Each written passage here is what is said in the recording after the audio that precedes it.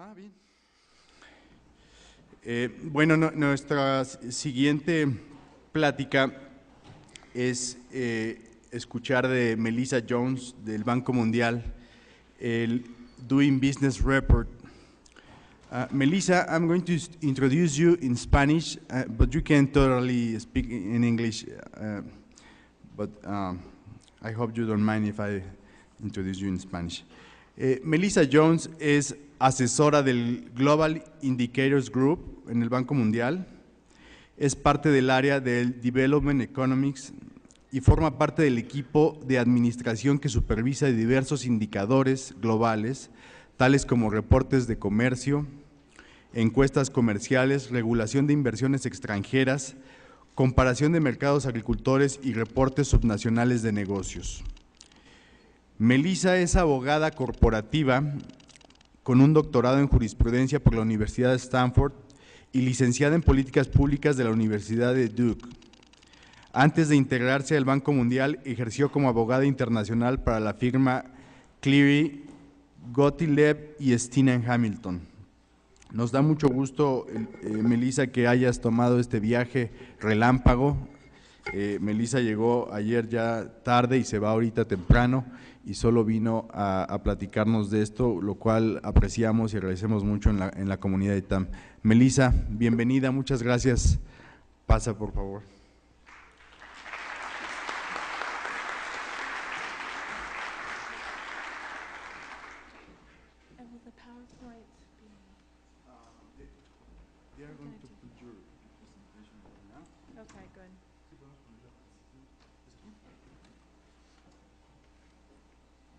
Well, thank you very much for the invitation and the generosity of allowing me to speak in English. I know it's such a sophisticated audience that it would be much more educational for me to speak in English than to make you suffer through my Spanish. But I do understand Spanish, and what a fantastic opening presentation by Secretary Czertorivsky. Perfect. Thank you very much for that. And so how do I just push down to change? Excellent. And I think my role now is to take his wonderful stories about both his experience starting new businesses and now his experience in the government trying to shape the environment for a good business community and apply that to our research. At the World Bank, we measure the business environment all around the world, and so I'm delighted to be here to present our findings for Mexico. Not only how Mexico compares to the 188 other countries that we measure on the ease of doing business, but we also have a wealth of data on Mexican cities as well, based on 5 different rounds of data collection at the city level. And so if you can, as I go through my talk, you might want to think about Secretary Czertorivsky's experience starting businesses and think about that entrepreneur, whether you're in Mexico City or Puebla or Veracruz, or in Lagos, Nigeria, or New York, the United States, or Manila, Philippines, or Jakarta, Indonesia. These are the cities that we study. And we look to see what governments are helping entrepreneurs and innovators, as the Secretary mentioned, the governments can do, and what governments are keeping unnecessary roadblocks in their ways. So, quick introduction. So the Doing Business study looks at 8 areas of business regulations around those 189 economies. And as I mentioned, we've also conducted separate studies of 32 Mexican states. Our goal is to provide data that can be compared across the different cities, and in that way provide good models or examples for policymakers who see what other governments have done to make it easier for companies to start up and to thrive, and perhaps copy those best practices in their own jurisdictions. We've also been around for a while. We now are preparing our 13th publication. It will come out in October. Data collection is underway right now. And so in that way, we are able to track some trends, some very encouraging trends, which I'll highlight here later on in the presentation, and also look to see in what ways the business environment is changing for companies and entrepreneurs around the world. One thing to keep in mind as I speak, it's also important to know what we don't measure. We're not looking at some of the also very important areas for the business environment, for example, for proximity to markets or regulations specific to foreign investments. I'm here for helping. Oh, thank you. I'll be okay. I'm okay. Thank you very much. Appreciate your help. We also don't look at security or macroeconomic stability. These are very important issues, but what we do is focus on the business regulations, those regulations that are affecting firms in the formal economy, and look to see how we can help governments define and improve the conditions for them each year. So again, if we go back to the Secretary's speech, imagine that he is starting his business in Manila, Philippines. We will ask and we will collect data on what steps that entrepreneur has to go through to formally register a business. How long does each step cost? How long does it take? And how much does each step cost? And we compute that in a way that we can compare. And so we collect that information for Manila, for Mexico City, for New York, for all of those cities that I mentioned, 189 around the world, and we compare them. That's for starting a business. In many ways, we do it for all of the other areas, dealing with construction permits. He was mentioning a company to help create new types of homes for people that don't have homes, the construction permitting process, the land rights issues that he captured. Or if we also want to move on and to look at exporting what they're producing, or inputting the goods to produce those homes, we capture the time and the cost associated with exports and imports. We also look at the financial system. The Secretary laid out the importance of getting adequate credit and financing for these new firms that are starting up, or for innovators that have good ideas and want to expand into a new area. We capture the rules around the secure transactions markets or the availability of credit information. And then we also look at ongoing operations, how easy it is for this company to pay taxes, how easy it is to get equity investment. Finally, what we call when things go wrong. We can expect in many companies' life cycles they will also face difficulties in relationships with suppliers, for example, or with some trading partners. So we measure the facility of resolving disputes in the commercial courts. And then, also as the Secretary mentioned, many companies fail. And so we look at the insolvency regime as well as looking at how easy it is to start up again. So these are the areas of data of regulations that we investigate. Again, we'll collect this information annually for 189 countries, compile it, score it, and compare it so we can see what countries are doing the most to help encourage entrepreneurship, innovation. And also, upon government's request, we can collect it at the subnational level. And we've done that for Mexico, the most recent round being 32 states completed last year. You'll see a lot of stars on this. I apologize, it must be hard to read, but I'll do my best to describe the different slides as they're up there. These stars note new areas of information that are being collected either last year as the yellow or this year is the red. It's a dynamic project. We're expanding to capture additional areas of the quality of regulations, and so expect to be publishing a whole raft of new information that we hope will affect and help policymakers and define good policies in the years to come. That new information will be released this fall with the next Doing Business report in October. So on the national level, up until last year, we were only measuring one city of each country. It was the largest business city, and using that to compile our rankings. We knew that that was not a good representation of the full effect of the business environment in each country, and so we did our best to expand last year and look forward to expanding more in the future. Mexico was one of the countries that saw an expansion. We now include Monterrey's data in the national composite scores, for Mexico we did not see that much of a difference.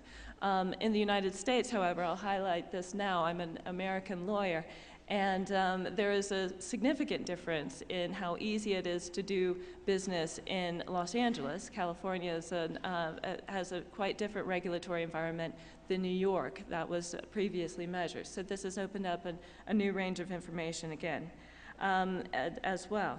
But again, the Mexico results we also have for 32 states.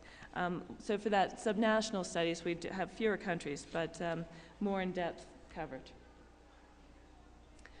From these measures of 11 areas of the business regulations, we compile rankings. This is difficult to see, I'm sure, but I wanted to make sure I got a slide that would have Mexico on it. Mexico came in 39th in last year's rankings. A few things that I want to highlight about this list. You'll see Singapore tops the list. It has for the last several years. New Zealand and Hong Kong as well up there on the top. For the first time this last year, we published a score. This is called our Distance to the Frontier score. It's compiled by taking the best practice for each area and setting that as the top score. And then comparing each country to that best practice. So the best practice, if it's this mythical country that does absolutely the best on all of the different indicators, that would be 100. And what I find interesting is that you see when the countries come in, you can use that score to see how close they are to the next countries on the list. But I also find it interesting that you can see that Singapore is an 88. So while it does quite well across a whole range of areas on the ease of doing business, it still is not the goal. It's not the perfect model. That 100 perfect score would be what every country is aiming towards. And so I find it a nice reminder that there are good practices to be found in a variety of different areas. And so the goal is not just to catch up with Singapore, but to adopt the best practices across all. Another thing to highlight on this list, you'll see a variety of emerging economies, countries that have done a lot to reduce the red tape and strengthen legal protections for entrepreneurs. But you also find all of the Nordics here. The Scandinavian countries are well known for their social protections and strong social systems for their citizens, but they should also be recognized for their very streamlined business regulations and strong property rights. So there's an opportunity to have both sides existing within a government. And I will also highlight the black arrows.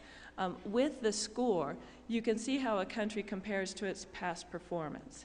And so those black arrows denote which countries are improving on their scores from the previous year. Across our sample, we had 80% of the countries making some sort of improvement in their scores over the previous year, and you'll see that trend through the rest of the presentation. This is very encouraging, and it's additional insights that the rankings can't give you. It happens that countries improve over their performance of the previous year, but might slip in the rankings. That happens quite commonly. And so while it's important to keep the rankings to see how other countries might be improving more with their relations for entrepreneurs, still the vast majority of governments are doing things to streamline bureaucracies, reduce costs, and strengthen legal protections for entrepreneurs around the world.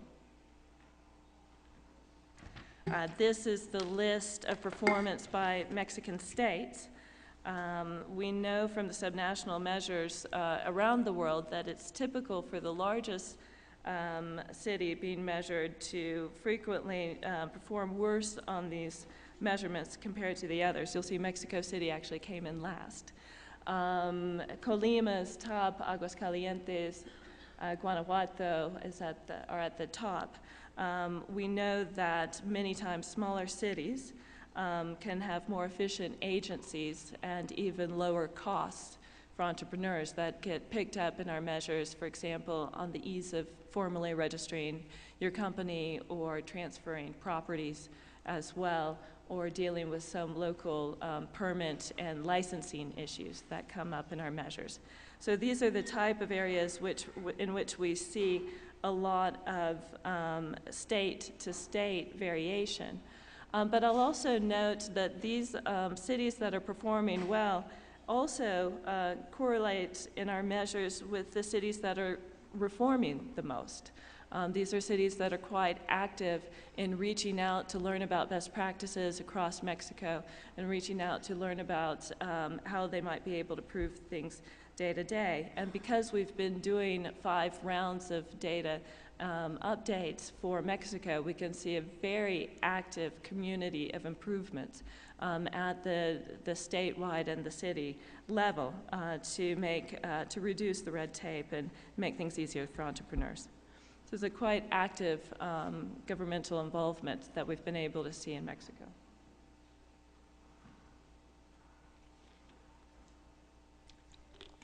The improvements that we've captured at the city level and at the state level in Mexico is also reflected globally. Here I highlight the Latin American and Caribbean economies that have made significant improvements on their scores and our measures between 2009 and 2014. Those are the areas in which we've had all of the areas captured in the report, and so we're able to compare apples to apples. The point at the bottom is where the country stood at 2009, and then you'll see the spike up and their performance now on the measures in 2014, last year for data.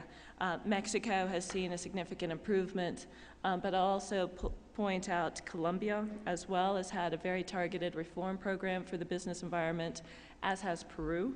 And Costa Rica, while it might have started at a lower base, has been doing a lot, especially in the last few years, to reduce some of the permitting delays, some of the costs associated with just complying with basic regulations for starting and running a new business.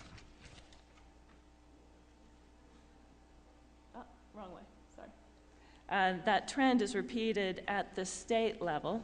At the bottom here, you'll see the names of the states and the cities that were measured. The light blue shows the score in 2012, and then that black block on top shows the improvement achieved by 2014. So again, on the far right, where you have the score, you have Colima, Aguascalientes, Guanajuato, those that perform the best on our measurements in these areas. But if you look at those cities or the states that have done a lot to improve, you can actually see the Estado de Mexico, Quintana Roo, and Puebla have been very rapid reformers. So through our measures, we always want to identify which governments are doing a lot, which perform well on our measures, but also those that are improving over time. And in this way, they're simplifying procedures and cutting costs. So it's a very positive story of improvement, but I do want to caution that there's still a lot left to be done. Latin America in general ranks in the middle of our studies. Across the region, you can see some examples of very good performance and some examples of very poor performance. But more worrisome, and you'll see this later on, there's actually a lower rate of improvement than we see in, for example, Central Europe, Eastern Europe, and East Asia, the Pacific. So just on our average ranks on the ease of doing business, you'll see Mexico performing quite well. It's up at the top in 39th. But when you look at the Mercado Común Centroamericano, the average score is down at 98. Mercosur, even further down, an average ranking of 126. Even the BRICS you might be interested in, these are countries, Brazil, Russia, Federation, India, and China. These are countries that receive enormous amounts of foreign investments and are very dynamic growth environments, but yet they still put in front of entrepreneurs, and especially domestic entrepreneurs, many different hurdles, poor property rights, and clogged courts that are still significant barriers for entrepreneurship and innovation in those countries. So I just wanted to highlight Latin America has quite a range of performance, and the Europe and Central Asia and East Asia and the Pacific perform significantly better on average than this region.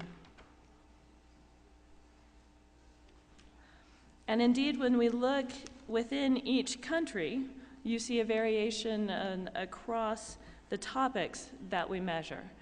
So Mexico does quite well, and thanks to many of the recent reforms, I believe, on the legal framework for financial transactions. It's put in place several reforms for the secured lending and insolvency frameworks.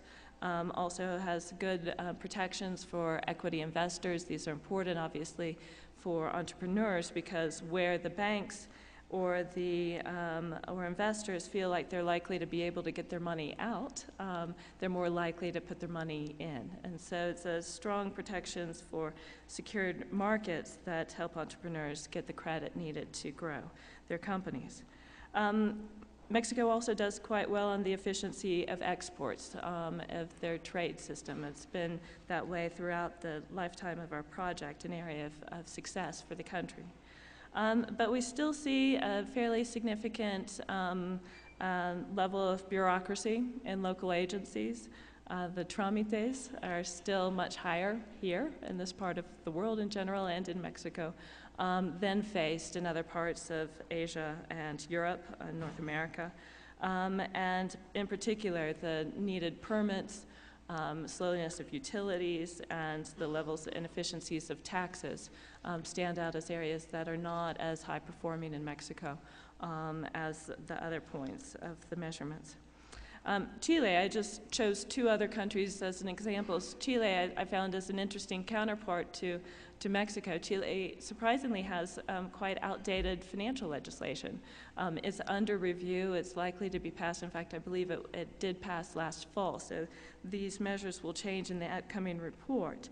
But Chile was much stronger on the local agency efficiencies and the reduction of unnecessary steps there.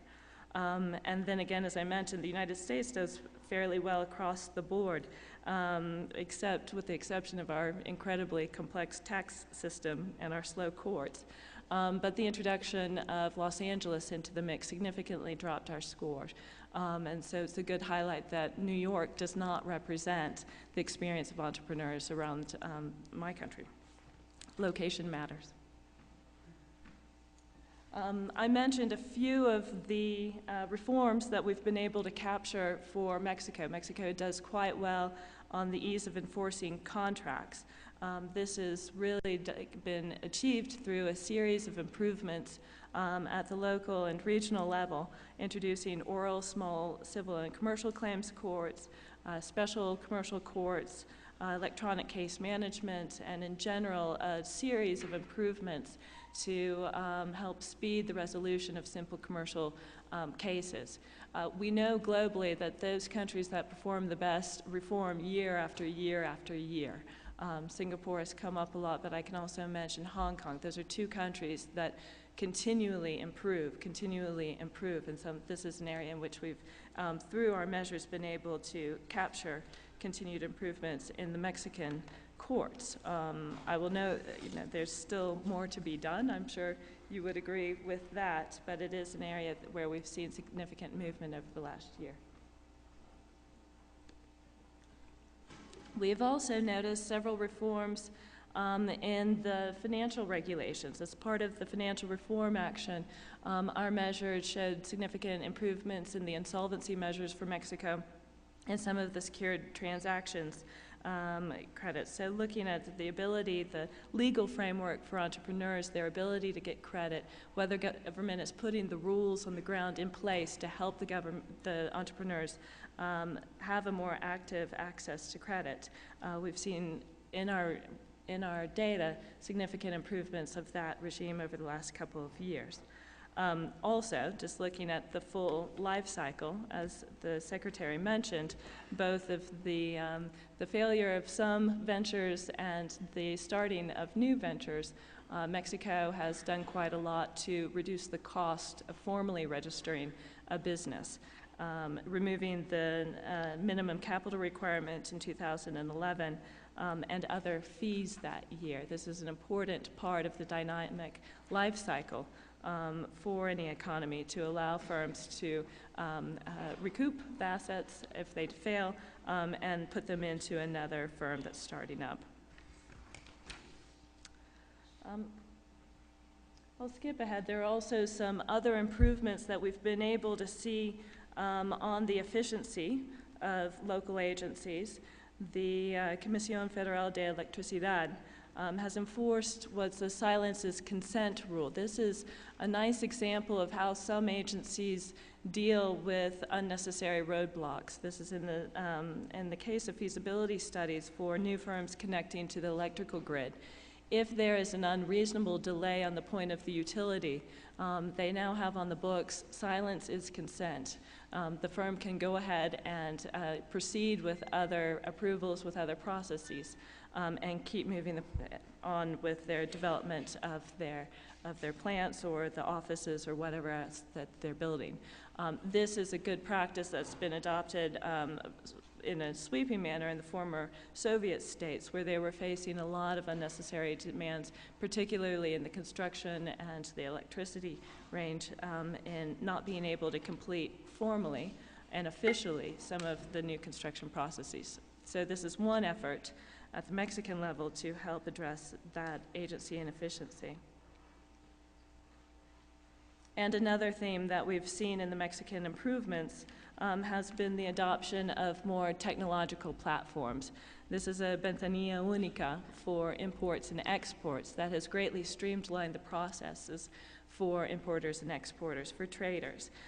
This is a global good practice. It allows traders one place, one document, a much simpler system, much more predictable system, which is also always good for firms. And you can see that type of approach, the technological approach, not only in trade, but also in company registration with a single platform for completing all of the permits and the registrations necessary for a new firm. And some states are also doing digital mappings of the properties to allow for the transfer of titles more easily. And so across the board, when we look at countrywide, this is data from the subnational doing business measures, we can see that time to register a business has dropped by 15% since 2012. The cost down by 8%. Some of the higher scores, the procedures for dealing with construction permits, down by 7%. So again, we're capturing significant movements for improvements, but I will highlight that there are still much left to be done. You notice that the national rankings comparing what entrepreneurs face in Mexico with what entrepreneurs would face in similar circumstances around the world. Mexico still has more barriers, more steps, more costs, fewer legal protections than in other places. But I will say that there is significant progress that is being made. So I'll wrap up very quickly with why this matters. I think we can understand why it's important for an individual entrepreneur to be able to start his company constructing a new way of building homes for people or supplying glasses to the rural villages. That is an important opportunity for that person and for the community that he's serving. But if we look at the national economy, at the global economy, and that the overall wealth for the people in this world, it matters when it's complicated to formally register a business. It matters when it's too expensive for most people to get into the formal economy. Here we've seen a significant improvement. In 2005, it was possible to start a business in less than 20 days in only 41 economies. You'll see that was in primarily wealthy countries in Western Europe and North America. In 2014, it's now possible to start a business in less than 20 days in 127 economies, including Mexico, but also stretching throughout much of the Middle East, a lot of Africa, through much poorer countries. We know from our global measurements and our global research that where it is easier to start a business in the formal economy, the country gets greater tax revenues. The country, through those tax revenues, is able to provide better public services.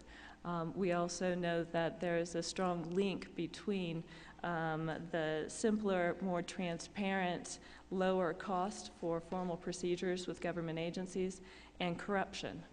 So through these improvements, which we are able to see in that picture as they stretch into poorer regions of the world, we see a better economic base for countries, we see better public services forming out of that tax revenue, and a reduction in corruption related to these types of reforms. And so for those of us at the World Bank or for other places that are focused on the development, not only opportunities for individuals, but the development of stronger economies, this is a very encouraging development through the research. Also in the area of trade, we know from the research that reducing the time necessary to import or export is associated with greater volumes of trade. Here we've been delighted to see across the board reductions in the time for imports and exports. The yellow bar is from 2005, the blue bar is from 2014. Every region in the world has been able to cut some of the bureaucracy and red tape involved with imports and exports and help to improve the abilities of their local firms to get their goods overseas. And I'll wrap up with a note about the competition. We've seen through our measures a significant competition across regions. Latin America, when we started these measures in 2005, was placed third amongst regions behind OECD high income, and it was then East Asia and the Pacific was second. It's been passed significantly by Europe and Central Asia, which has had a very targeted and systematic reform efforts, in many ways pushed by EU accession in this time period, but in other just generally highly competitive markets in that region. And we also see a significant slope of improvement coming from South Asia and Sub-Saharan Africa as well. You won't be able to read, I understand it's quite small, but all you have to do is look at those lines. They're moving up towards that top line of top performance, that perfect 100 score. And so this is extremely gratifying to see these improvements, but it's also a call for policymakers to pay attention to this competition, because while we're excited about the improvements that we've seen in Mexico, we're noting across the board the improvements in Latin America and the Caribbean. There are other regions that are doing much more. So again, the progress is good, but we look forward to seeing more in the years of the research to come. So thank you. Our website, doingbusiness.org, has all of these data, has all of the analysis, the previous reports, and I don't know with the organizers if there's time for questions or not. I may have gone over my allotted time, but I'd be happy to take any if this is possible. We have time for 3 questions. Okay.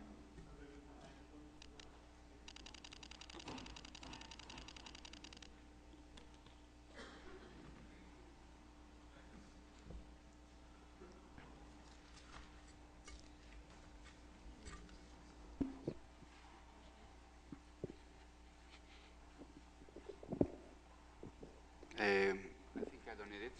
Thank you very much. Yeah. What do you think about the Mexican city situation regarding your information you have just provided to us? I mean, it would be very valuable for all of us to hear the opinion of Mr. Chertorivsky that just asked the If I heard correctly, you're asking my opinion of the Mexican city situation, and I didn't hear the rest. Yeah, I would say that there are many opportunities for all of the cities in Mexico to identify good practices. One thing that I've been quite impressed with is the continual efforts for improvements. I brought a copy of the report. I'd be happy to give it to you if you're interested. And it shows that after the first round of benchmarking, of collecting the data back in 2005, there were some governments at the city level that really actively went out to follow up and to learn from the other states how they were doing things and how they could adopt those practices. And then the next round of data collection, we saw that those were the cities that had improved the most. So from my perspective, I see a variety of different reactions by governments when I deal with 189 countries. Some governments challenge us on the data, which is perfectly fine, but they reject the findings. And many governments challenge us on the data and then look to see what they can learn from it and do better. That's the case of Mexico. Mexico is always engaged, always wanting to make sure that what we're capturing is accurate, but also always trying to apply the lessons that we might be able to bring from other parts of the world to see if they might be appropriate for the national context or the city context. And in that way, I've been quite impressed by the level of engagement by the Mexican government, and the wide breadth of the reforms. There's still more work to be done, though.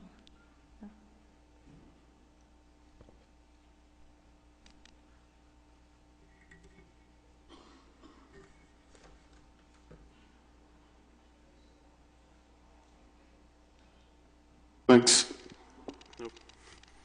Well, two questions. The first one, I was amazed when you talk about the best city in Mexico, which is Colima, because I am from Colima. So I know it's very good to be the best city in Mexico, but how good is the best city in Mexico against the best city in other countries? And the second one, what can we do as people who are not involved in the government to help the situation of starting business? Yeah, great questions. Let me say on the situation of Colima, I was looking at the data last night. I've not computed how they would be if they were their own country and in the national rankings. I could do that for you. It'd be an interesting exercise, and it'd be fun to see a bit. It'd be also an exercise to show the variability within a country, of the experience of an entrepreneurs, and we might be able to do some interesting research around that. I would say that Colima is one of those cities that's been quite active, as I was mentioning, in going out to learn. So it didn't start out as the best country. If we go back to 2005, I believe it was Aguascalientes that came up as one of the places where it was easiest to complete these transactions with government agencies. You had lower weights, you had fewer steps, you had lower costs. And so I do want to emphasize what we're measuring. We're not measuring everything, but it's the city's ability to make it simple and transparent for entrepreneurs to start and run their businesses in the formal economy, which is important when you think about the broader effects on the government's ability to serve its citizens. And so Colima has been a city that's been very actively engaged in learning from other examples across the country and adopting good practices. And so it has improved over the years to take that top spot, and it continues to improve each year. I think there were improvements in all 4 of the areas that are measured by doing business between the 2012 round of data collection and the 2014 round, and only a few cities did that. And so it's both a combination of learning, but applying what they're learning to the local level. Interesting, if you're not in the government, how can you help?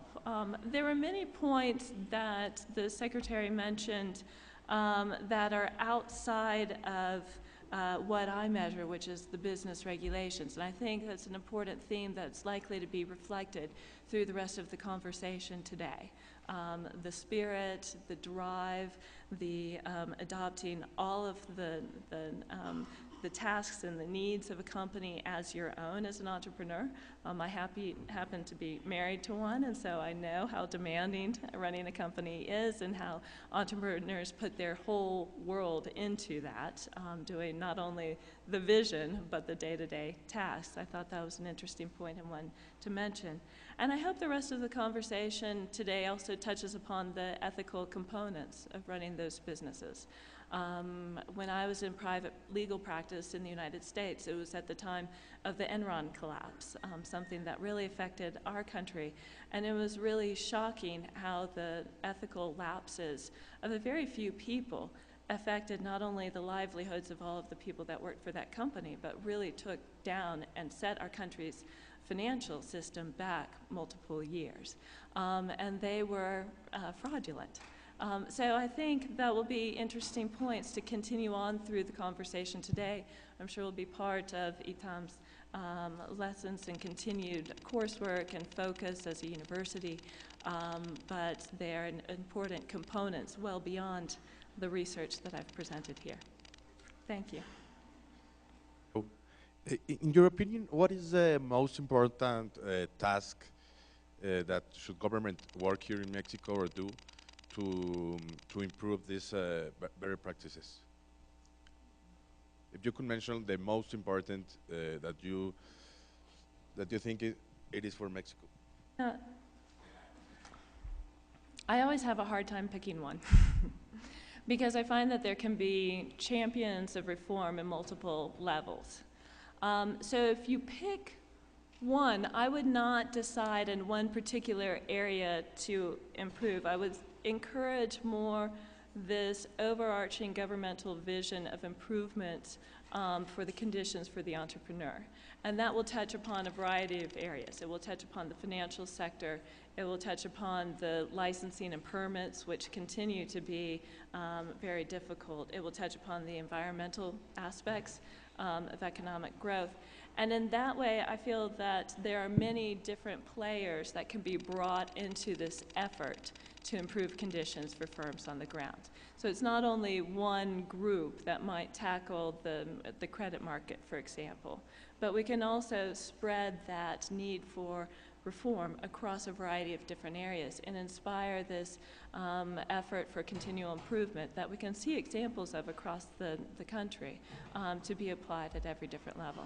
I would take that for my own country as well, and truly for all of the other countries that we measure, that the goal is to continually look to see what can be done better and to make those steps that are possible to improve the conditions on the ground. So, I think I'll wrap up. I'm afraid I've gone over my time, so thank you very much. I've really enjoyed it.